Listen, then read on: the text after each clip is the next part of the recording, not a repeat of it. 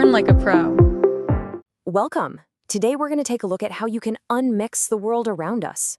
We're going to break down how scientists can take a jumbled mess of different things and sort them back into their pure original forms. Okay, so let's jump right in. On the left here, you're looking at a pure substance. See how all the particles are the same? Nice and orderly. But on the right, well, that's a mixture. It's really just two or more things all jumbled together.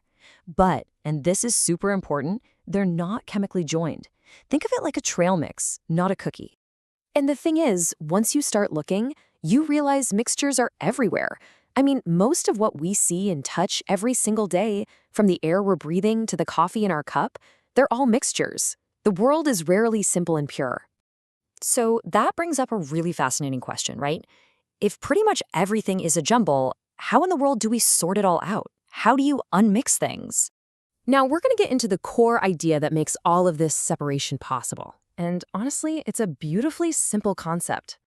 You might be thinking you need some kind of magic wand for this, but the answer is way cooler than that. It doesn't require any complicated chemical reactions at all. Instead, it's all about looking for simple physical differences. I love this way of thinking about it. Picture a mixture like a locked box. To open it, you just need the right key.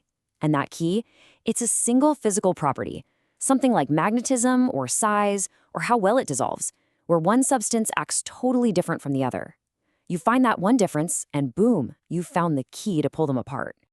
Okay, so let's open up that toolkit. We're going to focus on 4 really clever methods that are designed specifically for separating solids from other solids. All right, here are our 4 heavy hitters: magnetic attraction, sieving, using suitable solvents, and sublimation. Each one of these is like a unique lever that pulls on one of those specific physical properties we just talked about. First up, magnetic attraction. This one is just wonderfully straightforward. If one part of your mix is magnetic, like these iron filings here, you can literally just use a magnet to lift them right out, leaving the non-magnetic sulfur behind. Super clean, super effective. Our next tool is sieving, and this method is all about one thing: size. So imagine you've got coarse sand mixed with fine flour. Well, a sieve with the perfect sized holes will let all those tiny flour particles fall right through, but it'll trap the bigger grains of sand. Simple, right? But what if everything's about the same size? Well, then we can try using a solvent. Let's say you have sugar mixed with sand.